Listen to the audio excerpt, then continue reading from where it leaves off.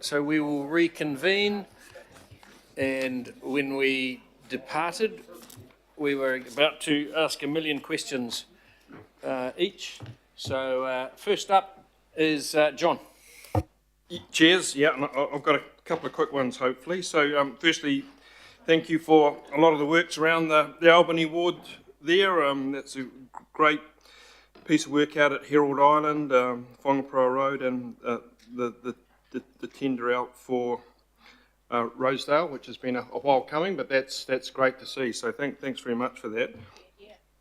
I just want to dive down on a couple of ones. The first one to do with the diesel ferry tender, issued early 2026, and I remember the meeting back in September.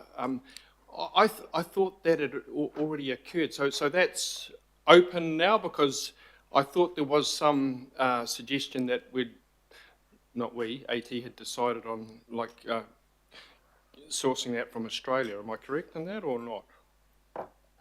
The tender the process has been worked through to put it out for tender. It's not in there yet, not for the diesel ferries, no.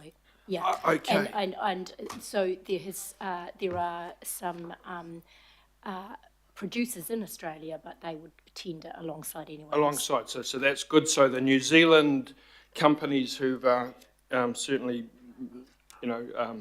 shown an interest in that, they'll be able to go through this process. Absolutely. Yes, okay. Absolutely. Good to hear that. So that's that one.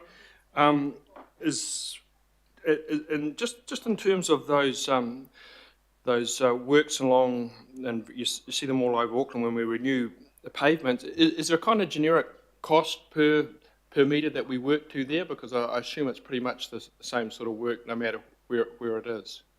Yes, I can't tell you what that generic cost is, but I can find that out for you. But we do have quantity surveyors who have over the years developed quite a lot of detail around the cost per metre, if you like. Yeah, of pavement. and that'll be pretty much standard, I'd imagine, or close to fairly standard, depending on if there's anything else. But from a pavement perspective, yes. Yeah. Okay.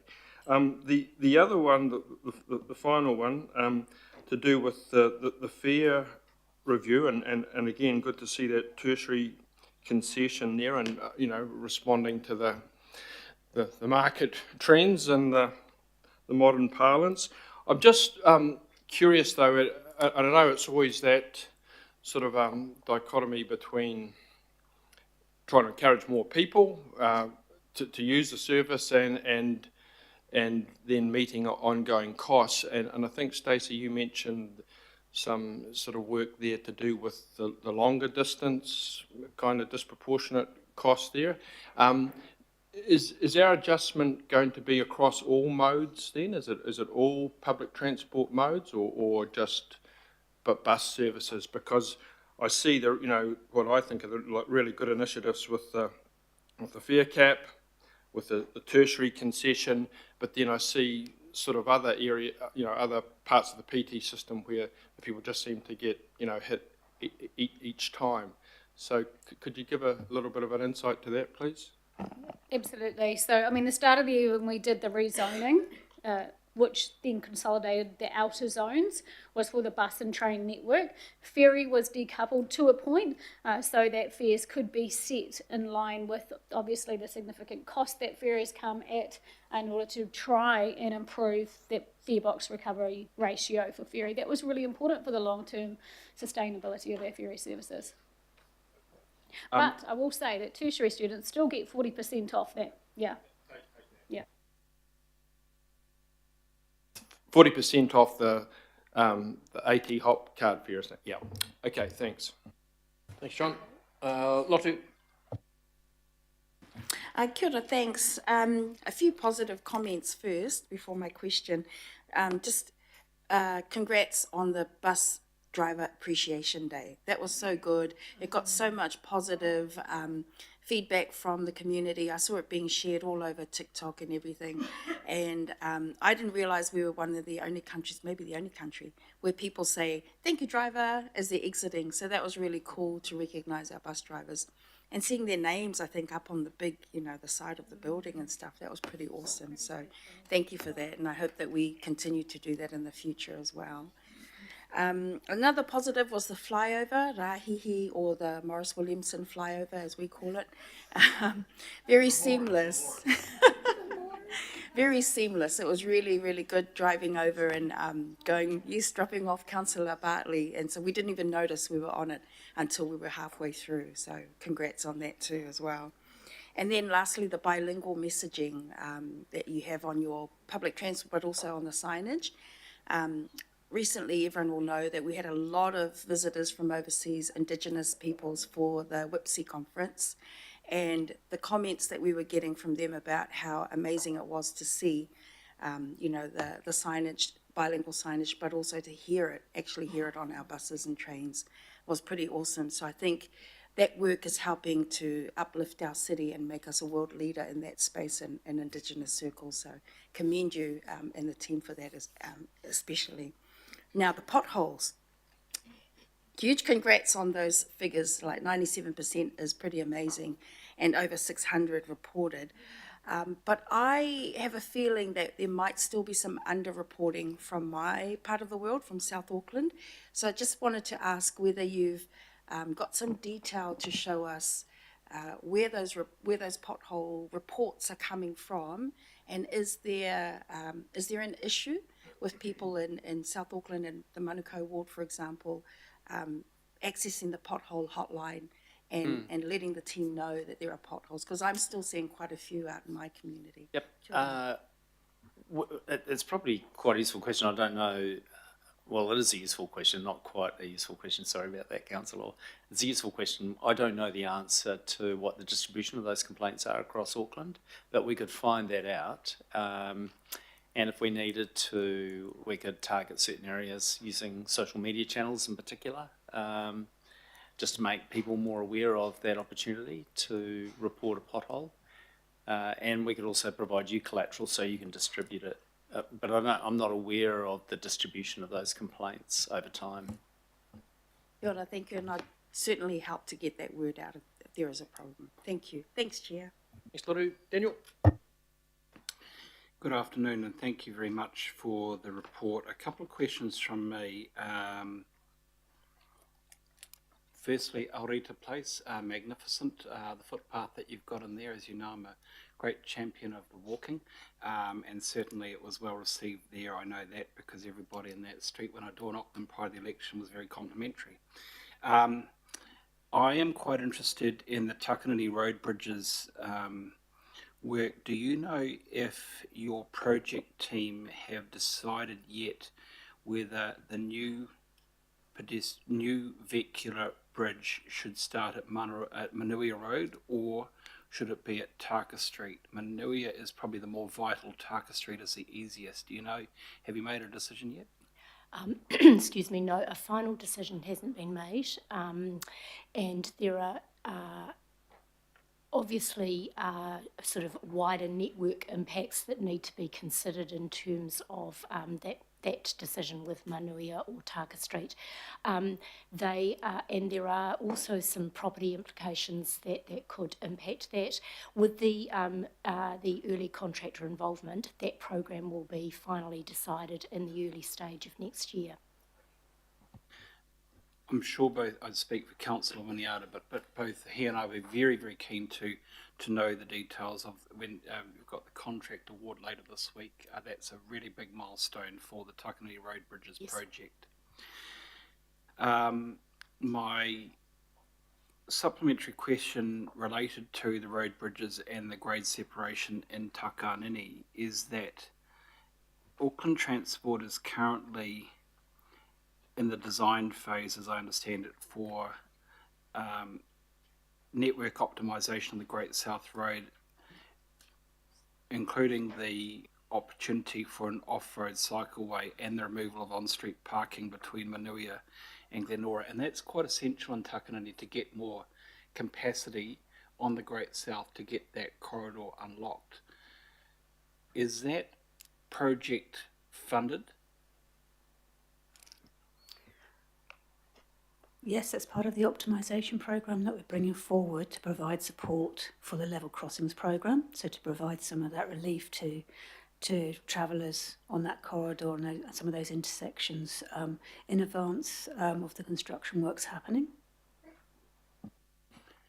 Chair, through you, Chair, I'm happy because some of that will be quite contentious because it will involve the removal of the on-street car parking in the Great South. I'm happy to front that for AT if you want, because I think it would be quite helpful for AT to have the cover of the councillors supporting it. So just putting that out there. Great. Yeah. My third question is, do you have an ETA for the completion of the necessary streetscaping in Drury associated with the Drury train station? Because that work is substantial. The work is going on at the moment, but they've got the completion date, as I understand it, for April for the station and park and ride, but it looks like the streetscaping is a bit behind. So I know that there are some delays in those Drury stations in terms of completion, and that's been worked through at the moment. We are working closely with Kiwi Rail around aligning those works. I'm not sure of the exact completion date of the streetscapes, but I will come back to you around that. Okay, if you could come back to Manima, that would be good. My final question, Chair. I was a little surprised that we didn't have more slide presentation in relation to renewals, in particular the road resurfacing and road reconstruction here, but that's fine.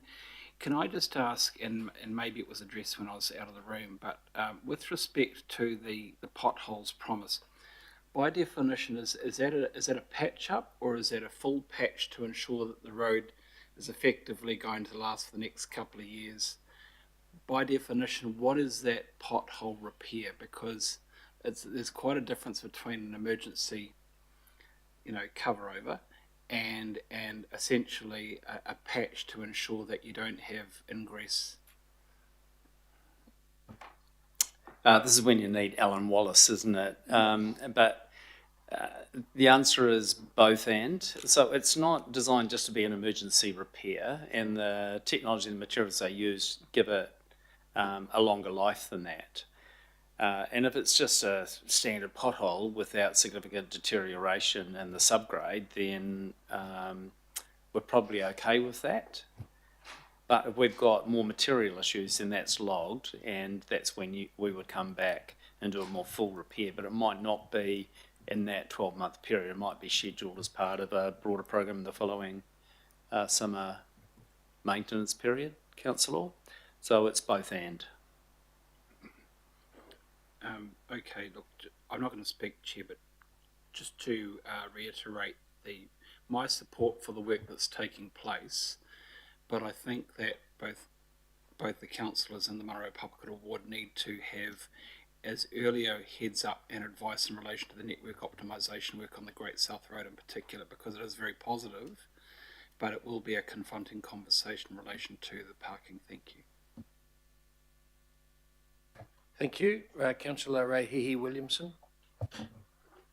Yeah, look, I guess I'm a little bit concerned about the report because I read it last night with a great deal of interest, and I'm sort of thinking, what's the biggest transport project that we've opened in the last quarter since you were here last? And I keep thinking to myself, that'll be the Reeves Road flyover. So it'll be in the report. Let me have a look at it because I want to see how it's going, see what the numbers are, see what the problems were. And it's not in the report at all. And it always worries me when that happens, because then I think about areas that I don't know much about. How did it come? I might have missed those because they weren't put in. Why did you not put something in your quarterly report to this committee about the biggest transport project you've done in the last quarter? It was referenced in the quarterly report. You'll find it in the slides here, but we didn't put a whole lot of pictures up about it. But we acknowledged the opening of it. It's in the But you haven't put anything about the troubles it's experiencing. I mean, Lotto Fully's only half right. If you're travelling from east to west, no one's got a problem. The traffic flows smoothly and it's brilliant. But if you're coming from west to east, it's a nightmare. There is nothing but troubles. There is people calling up the local MP's office, yelling and screaming and blaming the government and so on.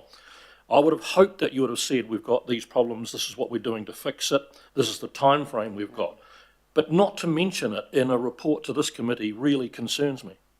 Yeah, maybe we could have. There's always a lot of network operating issues out there, and we don't mention them all. And I don't see that's really the intention of this, to cover all of those off. But Councillor, I know that you have been in the correspondence with the local MP and concerned individuals, particularly around that flow in the evenings.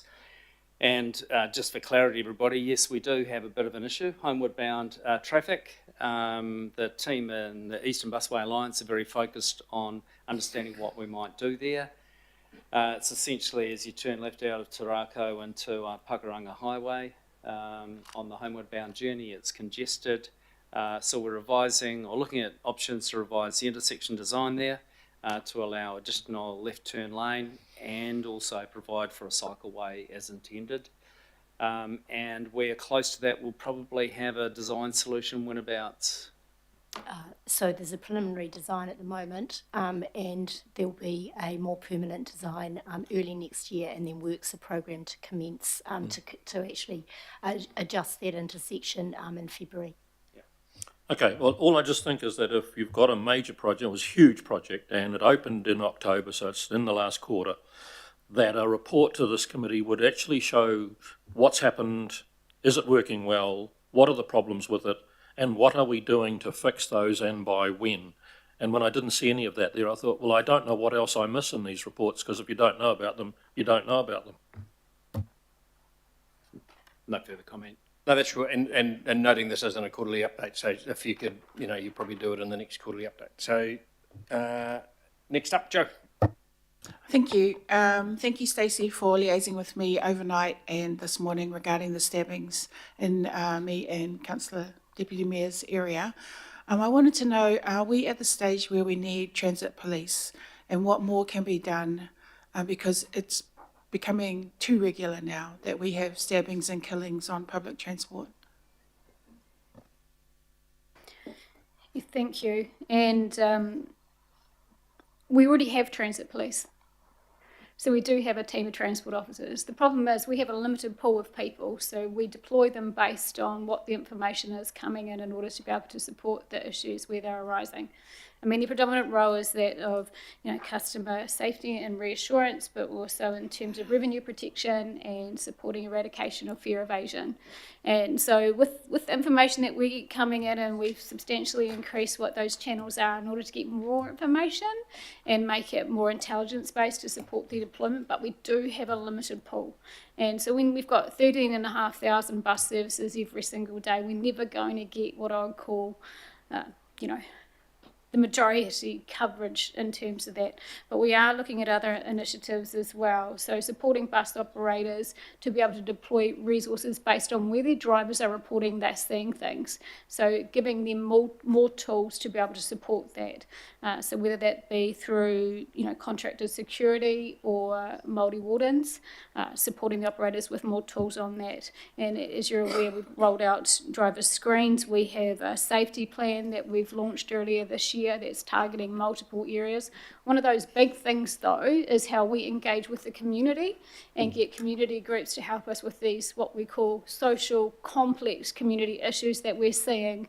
They're not public transport issues, they're issues that come on board public transport, and how we can actually all work together to try and help that. It's a real challenge, yeah? Our Auckland today is substantially different to the one 5 years ago, and we all need to work together to try and improve that and keep people safe on public transport, because we want people to be able to travel with confidence. And I know you both will be getting absolutely bombarded by your communities today, rightfully. It's scary, it's worrying. I've definitely had lots of messages of concern from people, and it's how we work together, how we work with police, how we work with social services. What we see is, huge mental health and substance abuse issues out there that we need to try and work together on. Okay, and are we satisfied that the safety protocols were carried out with the 2 stabbings? Because after the first stabbing, the bus carried on, and then another stabbing happened on the bus. Yeah, and that's a really good question, and one we've asked ourselves, and we'll be looking more into. So the information that we have available, of course, noting that it's still very much a police investigation, is that the bus driver was unaware. Yeah, and so this happened as somebody was exiting a bus, and in the accounts that you can see in the media was this did not look like a sensational incident as such, and so because of that, the bus driver did not have the knowledge then.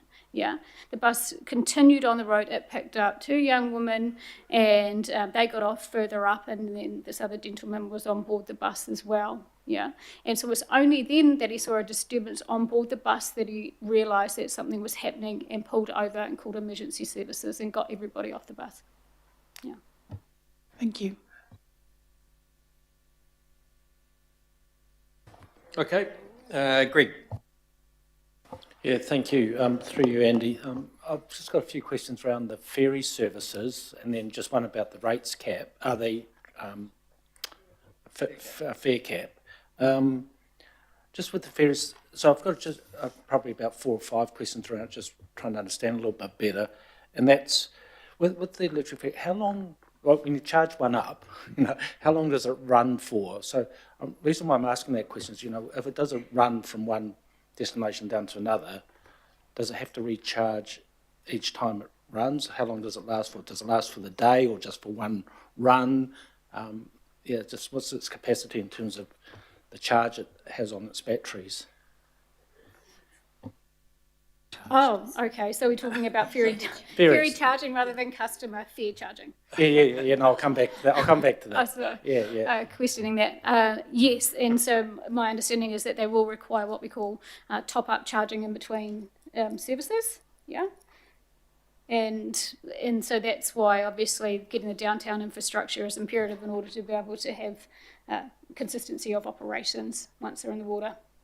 And so so when that happens, Stacey, how long does it take to charge it? How long does it take to charge it? It's very quick. Yeah, but at the moment the battery capacity is for the shorter more inner harbour journeys rather than the outer. But yes, the charging takes, I think, 10 minutes. Yeah. Oh yeah, okay, good. And in terms of the charge that goes into the ferry, so those they're not cheap to build those charging stations, are they? But what about the actual electricity that pumps into them? Like, I haven't got a feel for how expensive that is in terms of the amount of charge and power we need to put in on each charge. Do we know that yet, or have a feel? That has been worked through that would be a question really for our ferry team in terms of the operation costs, but there is the need for some greater capacity from Vector at downtown, and that forms part of the project is the additional capacity and line from Vector into the downtown charging. In terms of the costs, that's more in the operational side. We can provide some details around that, but I'm not sure of the ongoing I can't tell you today about the ongoing OPEX costs, but it has been factored into the whole of life costs in the business case for the ferry. Yeah, and I'll just add to that. So, I mean, over the lifetime of the ferry, it's cheaper overall.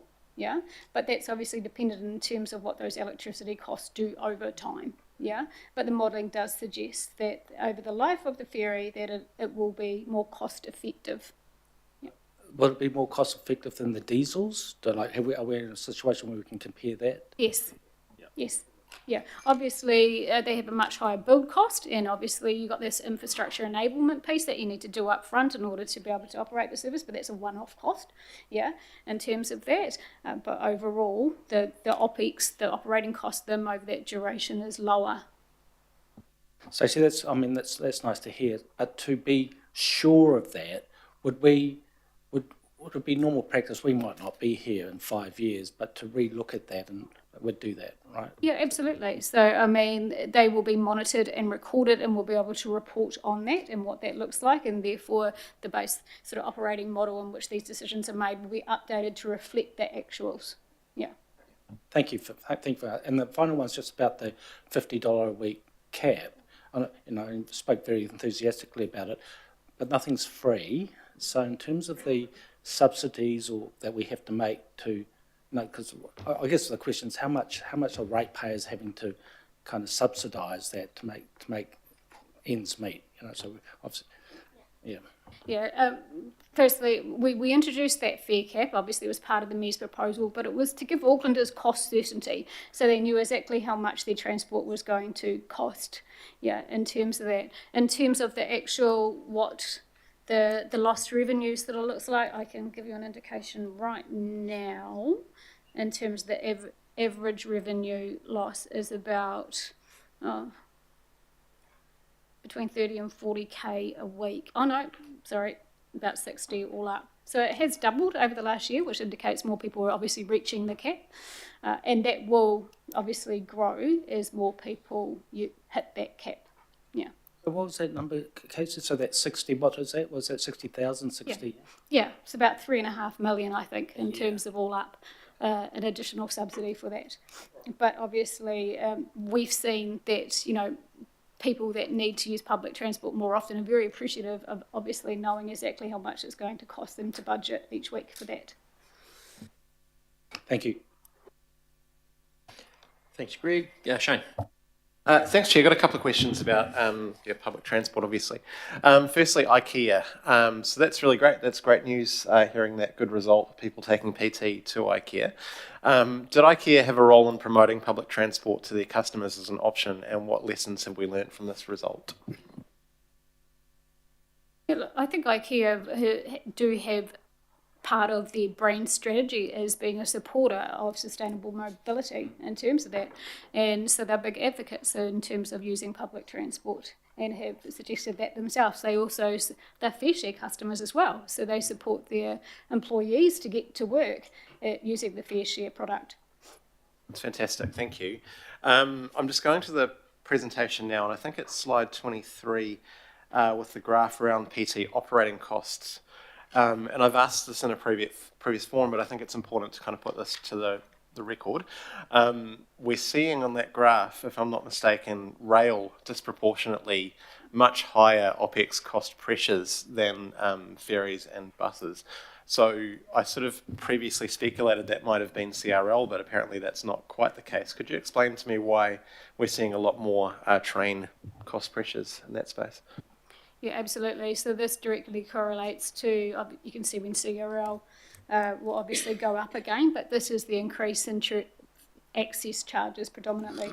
Obviously, you've had increased costs with rapid inflation. That's always going to reflect. But on top of that, and I know we talked about this for those that were here at the time, in terms of substantial increase in track access. Now, on the balance of things, we probably weren't paying quite enough like 5 years ago. Right, in terms of that. Now it's obviously escalated considerably, so what we're obviously trying to do is make sure that that cost is intuitive going forward and we're not subjected to these huge cost increases that obviously impact viability of the services. Thank you so much. I've got two more.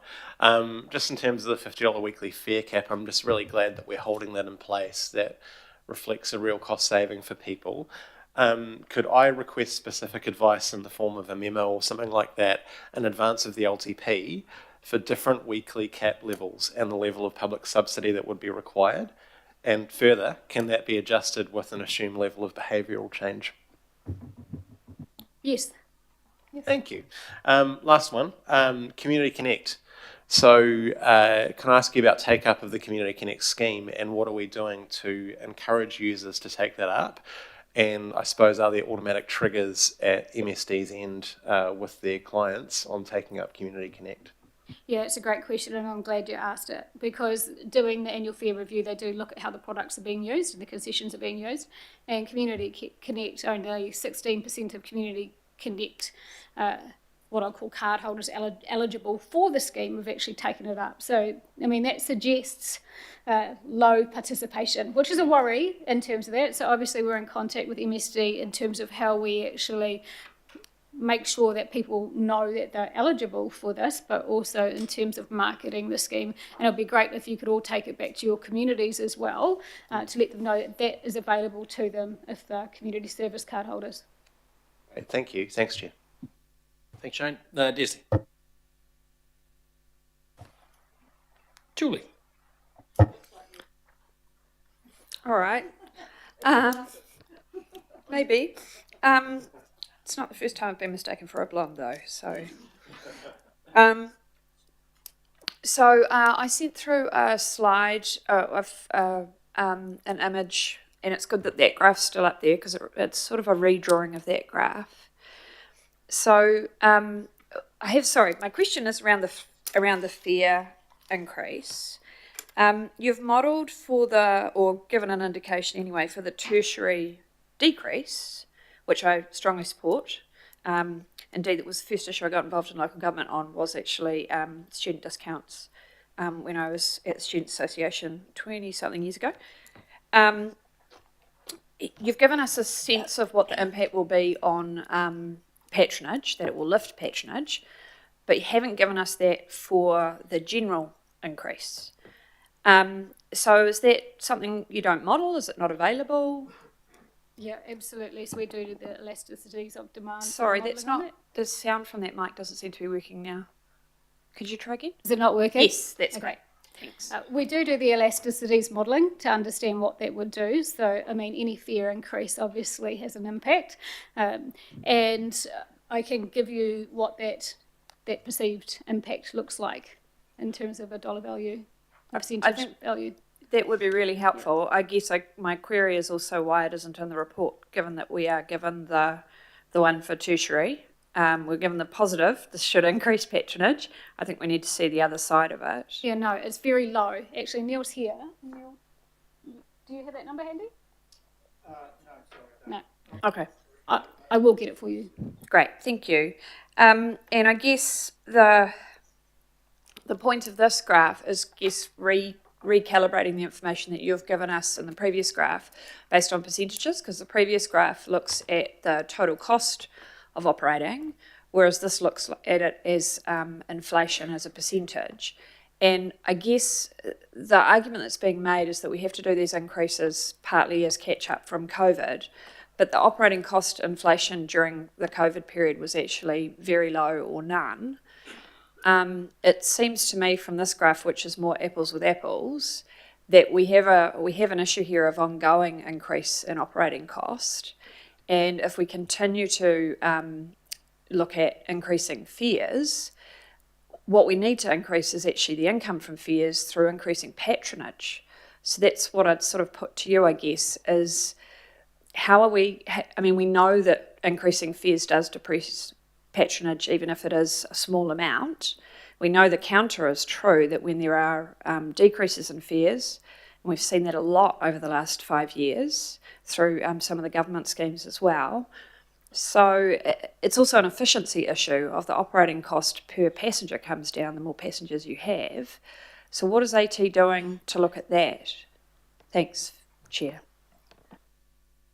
Yeah, absolutely. So, one of those other measures that we brought out last year was utilisation, so we can measure the productivity of our assets in terms of what we're doing for growth. Obviously, this year alone, we've added additional frequent services, and we have more enhancements coming next year and in 2027 that are predominantly focused in terms of some of those inequities that we see in the system out west, out south. So we have more improvements coming there. The team, whilst working with the universities, have also been working with conference providers. So when the new conference centre opens, that we have a pass, like a product, in order to be able to support conference organisers to give to attendees to be able to use public transport. We've been promoting our frequent routes, trying to get better, knowledge out there. Obviously, we've had rapid expansion in terms of that frequent network, much enabled by the Kata, which has really substantially helped that. And then in terms of some of the other things, is the sign-up schemes. Recently, we had 7,000 sign up for that, the Give It a Go. So there's good interest out there. We have very few but targeted resources focusing on that growth and working with new products, etc. We recently, which I thought was really cool in terms of working with businesses, been putting PIDs in businesses in order to help their employees travel sustainably, and so they know what options are available to them. Our Fair Share scheme now has 73 organisations. That's shown to substantially lift public transport usage amongst their workforces, and so we're always looking about how we can improve and sort of grow, but obviously do so within that the real constraints we do have. Yeah. I think it would be really useful when you're telling us about a fare increase coming, acknowledging that, some of these processes are going to change, that you also provide some information about how you're going to address the depressing effect that a fare increase has through other means, such as some of the patronage stuff you've outlined, Stacey, because I think otherwise we only get part of the picture. Is it also fair to ask, just expanding on what you were discussing with Councillor Henderson before, that I think you mentioned that some of that increase in operating cost, the increase in operating cost is about some of those track access charges issues. Is that correct?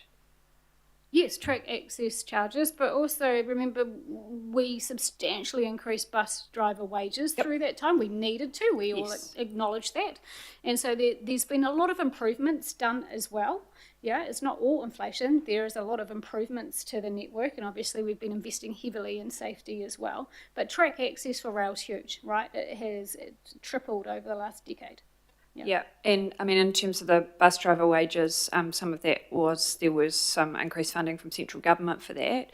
So how much is central government funding or decreases in funding, changes to funding, contributing to that operating cost inflation as well? Well, they continue to fund as per the funding agreement rate. Yeah, that has not changed in terms of that. It was more what we call some of those supplementary elements, such as when we had the discount child concessions that have come off, right? So on one hand, that improves your fare box recovery, but on the other hand, obviously, it reduces ridership from an impacted, community. Yeah, I'll stop my questioning there, Chair, but if I could just ask, I think it would be really useful for us at some point to have a discussion about the patronage fare increase situation and how we might progress with this strategically, because I think we tend to have these conversations in isolation, and I think there's a useful relationship there. Thanks, Chair. Okay, and I know AT did some work on that when there was some interesting findings when we dropped the freebies and the patronage. So we'll go Chris and then Joe. Thank you. I'm just reminding myself that we've only got one Chris now, because I always used to listen out for Chris Darby. My questions are relating to the special vehicle lanes, parking, curbside update. Could you just give me a little more information on what communication we've had with the public around the changes on the downtown car park? Thank you, Councillor Dinkinton here. Specifically on the downtown car park itself, look, I'll break that answer down to a couple. First of all, it was well publicised, the sale. And so there's been this general knowledge through the media that the downtown car park has been sold, and maybe varying degrees of understanding of what that means in terms of the road network, the flyover coming down, etc. In terms of the changes, the more physical changes that need to occur as a result of the sale, and the changes to bus routes, some of the physical works in that area, the flyover coming down, the design and the consultation, the consenting work is being done the first half of next year, and that's when I expect more detailed communication to be occurring around project-related impacts and network-related impacts. So at the project level, we haven't started yet, but as a general topic, I would have thought those that need to be aware or wish to be aware would be well aware of what's going on in the downtown car park area. Can you give us a little more information about the flyover and the removal? And again, I mean, it's not so much communication, but I would like to better understand what detail exists around that. You've acted under delegation, presumably, on that, and I'm not aware of the detail, so it would be useful to have that information. There was a really helpful memo put to this committee in December of 24, as I recall, or November. It was late 24, that was put together by Megan Tyler on behalf of Auckland Council and Auckland Transport as a reminder of where we're at, the commitments we'd made, the things that were coming up, network changes, etc., etc. So what maybe is useful, we can get that to you, councillor, and any others that wish a copy of that, because I'm mindful there's a number of new councillors here. So we'll get that to you, and it sets out, I think, hopefully much of what you're curious about. If there's questions arising from that, more than happy to take them. There's a workshop coming in the new year as well in regards to this issue. So Yeah, thank you for reminding me of that. Yes, so we are mindful that this is of great interest, it's high impact, and rather than giving it a cursory discussion or a more cursory discussion here, there's a workshop proposed in the new year which will allow for greater in-depth questioning. I'd suggest that you recirculate your December memo. There will be some that will need that information. And I remember even prior to the election, the mayor was saying, oh, it wasn't a done deal in terms of the flyover being removed. So I'm just slightly in a quandary to understand how it's happened, who's been responsible, and how it's going to be executed. And to have that information would be useful for me prior to Christmas. So the second thing sorry, we can that provide I'm in, that, and we've only been under delegation. I'm sorry, I'm coughing and spluttering here a little bit, so just missed what you said. We can provide all of that, and we've only been acting in line with delegations received from Auckland Council, so nothing's happened that hasn't been approved. Thank you. My second question is more generally around the mandate that you have, which was from a decision from 2022 from memory. Have you brought that back or considered bringing that back in terms of updates, just in terms of changes that there might have been from a governance perspective? Sorry, in relation to what? I missed the first part. Sorry, that it's largely in relation to the parking and curbside, and route optimization. My understanding is that you're still working from the 2022 delegations. Is that right? Yes, councillor. So it was 2022 when this body endorsed the principles that underpin the Room to Move strategy. And since that time, we've just been rolling out that program, the parking curbside program, in accordance with that. If there's a desire by council to look at that strategy, that strategic direction, again, we're happy for that to happen. It would be a call for this body to do as part of council's group strategic framework process. Absolutely, that's good. I just wanted that clarity around it because it's 2 elections ago, and just wanting to ensure that it still continues to be fit for purpose. But that's a decision. What you're saying is that is a decision for this committee. Yes, that's correct. Yeah. Thank you. okay, Joe. Oh, thank you. I didn't feel right asking these questions when I asked my questions about the stabbings because, it's pretty tragic. But in regards to IKEA, thank you. Thank you, ATOC. Thank you for the communication and the responsiveness, especially Harriet Lang, because I was getting bombarded with complaints, queries from residents, Sylvia Park, Panama, Riverside, Mount Wellington, and I was able to respond to all their worries and queries with the communication I was getting back from ATOC. So thank you. In regards to special vehicle lanes, I wanted to ask, is there anything AT can do to help socialise these? Because that is we're going to be doing more of it. And, the Mount Smart example isn't a good one of how we want to go forward because the local board said no based on community objections. AT went ahead. And when you look at it, it's warranted because all you're doing is just allowing cars to park on a main road that could be used to funnel traffic through. But the messaging, it just didn't quite get through, I think, in order for people to get behind and support it. So, and we're going to do more of this. So can we do more to socialise it? Thank you for your question. Certainly, we always look to improve how much information and how we can engage with communities. At Smart, the local board were concerned about the hours of operation, loss of parking, and the feedback that we undertook as part of consultation. So we do have a consultation and engagement process for each of these proposed projects, and we take that feedback through to the local board. And in this case, we also sought some direction as well from council, because this will be on an arterial road, and as you quite rightly say, it's going to have impacts in terms of how we can operate and enable more movement through the corridor. But we take on board your comment. We will look for opportunities to highlight why we do the programme, what benefits we'll be bringing on a wider audience, as well as local communities and residents.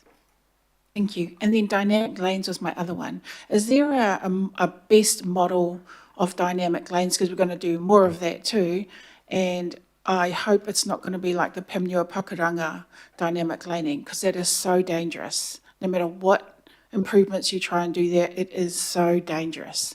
I hear Readout Road is better, but we don't have Readout Road in Pimnua Pakuranga. We just risk our lives trying to get over that bridge. Through Chair. Yes, dynamic lanes is actually a very new concept. It's quite innovative, and Auckland Transport and Auckland itself is at the forefront of that process. So Whangaproa and Readout Road have been developed through the optimisation programme.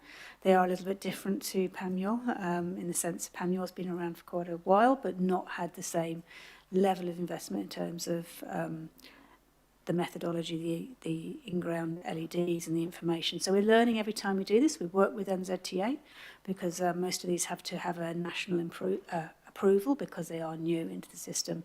In terms of what we're looking at in terms of dynamic lanes, there are very special conditions that you can have for a dynamic lane or for something that's dynamic. Mayora is another example. We're using a dynamic bus lane, and that's as a trial, so we can feed back into national guidance for future projects. Thanks, Joe. Desley, got it this time. Thanks, Chair. Yeah, I've woken up then. You mentioned the GI to Tamaki Stage 4. Could you just remind me when that's shed path, when that's due to open? Do you know when it's opening, Jane? 2026. Like the CRL, right? Early 26. Early 20. That's great. Yep. Yeah, lovely, lovely. Which is unlike the CRL. My next question is, am I true that the modelling, the east-west modelling, is being delayed again? Sorry, which modelling? East-west. East-west city in the city centre? Yeah. No? No? Not that I'm aware of. We are Good. completing that modelling, and we are as I understand, there is information in a workshop being held early next year Okay, to right, provide that okay. information. So we've updated the model, we've got information, we're ready to go, and we're just waiting the workshop. That's one of the Mayor's election promises, so just giving a bit of a heads up about that. Going back to the downtown car park, if Precinct are taking over from you next week, will they also use the existing systems like the AT Park app, or will they be using something of their own? They'll be using something of their own. However, they will have all of our technology embedded within the system. So we're not taking out the boom gates and things. They'll have all of that, and they'll be leasing that for the period for which they continue to operate as a car park, and then we get it back. But it will not be bookable via the AT Park app. It will be via whoever they choose to operate the car park, whatever private company they choose to operate it with. And so people will need to book a space or pay for a space via that mechanism. I just request that you maybe talk to Precinct and get some comms around that. It's right on the Christmas period, right? People will be used to using it. And another update, if you can, just tell me how long they think the car park may be open for, because again, I'm just conscious of the Christmas, January shopping season. And if people don't have it, more importantly, they need to use alternate, and also just to remind them that they're not using our technology. Alfred? Tēnā koe he mana. Slide 26 of 28. and that's Maru Tiri Tiri Ana, your Māori outcomes. There is a bullet point there of the delivered marae car park and safety upgrades at marae. Who would be the best contact that I can talk to around possibility safety with other marae, and in particular those in Manukau Wood? Yeah, I think at this stage, maybe Jane, if Alf connects with you, and then you can take it back into the various parts of the team. Is that okay? Yes. Yeah. So Jane Small. Cool, you are my best friend. And no, that's it, Chair. I've got the contact, and I'll indicate that I just wish to speak as well for 30 seconds. New best friend, Jane. I feel hurt. Mike.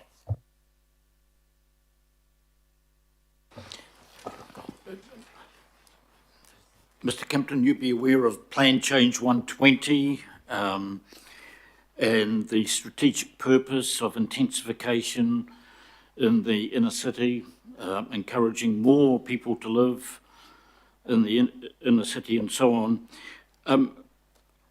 Could we please have the justification or report, business case or financial report, cost requirements for the 60% increase in residential car parking, which have been landed on Aucklanders who are already being squeezed in a cost of living crisis that we're just trying to recover from?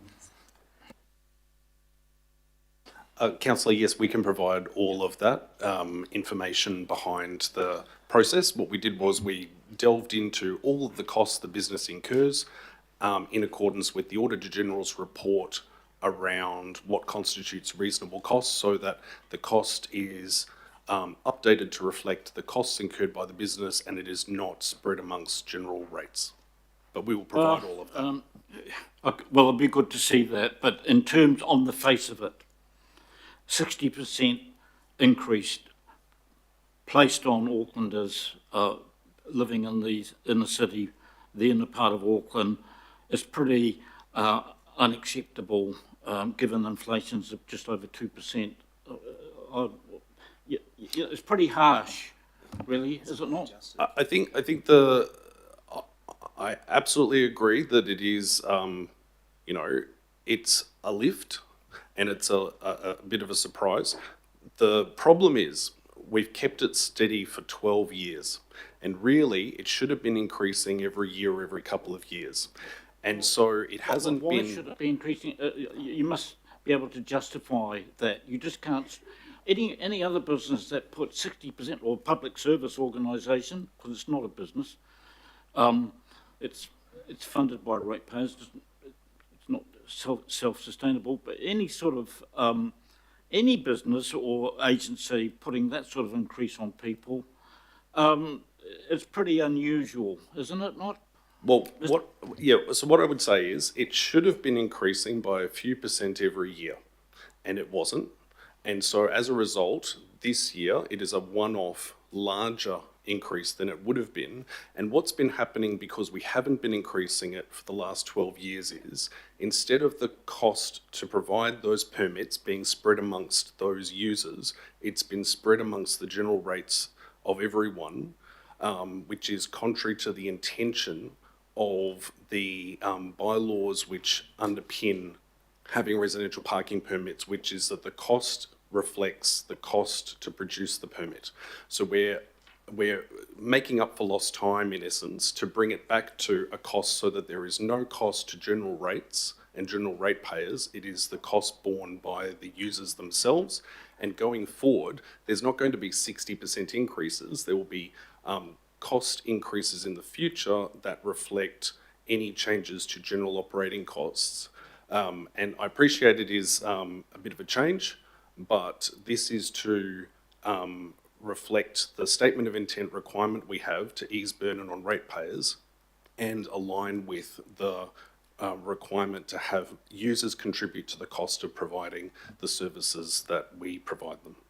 Yeah, I come back to the original point, which is the council's strategy of encouraging people to live in the city centre, and you come out with this swinging charge on top of the 50 cents per hour on car parking in the inner city, 24-hour car parking charge, etc., etc. Public transport increases. You're talking about not impacting on rates.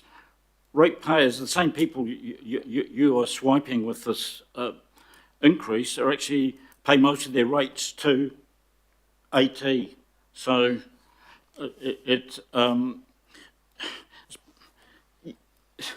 it does suggest a problem with the culture inside AT to do this and then justify it. And it's not surprising that the government finds it politically popular to make such radical changes to AT, but I doubt if they can change the culture, frankly. Okay. Julie. Yeah, thanks, Chair. Sorry, something Mike said just reminded me of something else in that fare increase space, which is the connection with other charges for other modes, in particular around parking.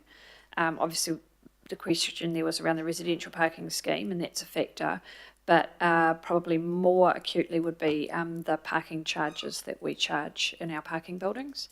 So is there any consideration when we're doing that fare increase piece around the interaction there with whether we've got people who will choose to drive instead because they find that paying for their parking is cheaper? Is there any work done in that space? I think that's important to have as part of that strategic discussion too. So is there any thinking that happens there? Thanks. Yes, Councillor, and we're working on that at the moment and looking at the parking fees and trying to implement those at a similar time so that it's all aligned. Great, I think that would be really helpful because it's the first question people ask me is, why is my bus fare going up but parking isn't? Thanks. Okay, no more questions. Thanks very much, team. Good to have you back. And thank you for a good report. So, Alf, you're going to move, seconder? Yes, Greg, thanks. Good work. All those in favour say aye. And against? Oh, sorry. I've got to have ahead of myself. Any comments? Oh, do you want to speak? And 30 seconds, very quickly. I just wanted to acknowledge that recognition slide from Auckland Transport, because it's not very often that our CCOs put all the stuff that they have done on here, and I want to acknowledge that, in particular with Maru Tiritiri Ana, which is the Māori outcomes. And the reason I say that, I think I've got about 15 seconds left, is that on Friday I attended the rededication of Te Puia Memorial Marae, and Te Kuini Ngā Waihono i Te Pō attended with other MPs, and our Māori Outcomes unit at Ngā Matarai put in minimum $1.5 million. So, look, I just wanted to acknowledge and transport. Dean, to you and your team, I know that they ended up putting in work and in regards to that rebuild. So I just want to mihi to you. Ngā mihi kia koutou katoa. Kia ora. Thank you. Thanks, Alf. Shane? Yeah, just really quickly, just remembered to say this, just acknowledging the students and the student unions that are representing the student tertiary body that have been raising awareness of the cost of fares over the past year or more, and the huge impacts it has on people studying, to a point of students saying, look, they are skipping classes because they can't afford to pay for their fares. So we're moving on that, and I think that's a fantastic result that we should be celebrating as a city. Great thing to do for young people here. Thank you, Chair. Thank you. Victoria? Thank you. I just wanted to also say that the residents that are usually affected in the Albany area with the Albany parking and curbside proposal that you guys have done, they're super, super excited, super stoked. So thank you so much. It's been a long time coming. I also wanted to show appreciation to two bus drivers I actually follow on TikTok. Jonah, that bus guy, and let him drive. They are actually doing a fantastic job in also promoting that bus drivers are people too, and also the fun side of being a bus driver. So thank you so much. TikTok, eh? Did they bring it in as facsimile? No? Okay, well, it's been moved and seconded, and it's been, we're all happy with it, so we won't go and do that again, but thank you, and I'm just out of kilter, it's amateur hour. So last item on the agenda is the summary of information memoranda. Thank you, Desley. Is there a seconder? Thank you, Victoria. Is there any discussion? None? Excellent. Put it, those in favour say aye. Aye. And against carried, and that, that closes the meeting. Thanks, everyone. Well done. 2 o'clock. Outstanding work. Enjoy, I don't know, the month or so without a TID meeting. Thanks, Chair.